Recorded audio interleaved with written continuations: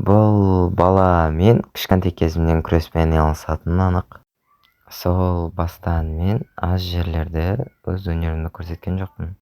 Арине жарыстардан жеңишке жетүү үчүн эмгек этүү керек. Ал мен жалгыз эмгек этпеймин. Менин касымда менен бирге эмгек этетін досторум барына кубанычтымын. Мен осы күрөстүн аркасында спорт шеберине үмүткер деген атакка ээ болдум. Дзюдо, казак күрөшү. Жигитке жети өнөрдү аз дегендей, волейбол менен да айналыша баштадым.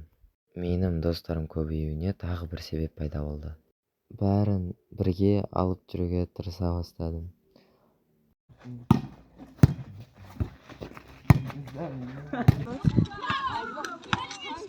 Кимде бизде XR бар? Спорт адамга, адамдын агзасына кандай пайда келетинин билгим келди.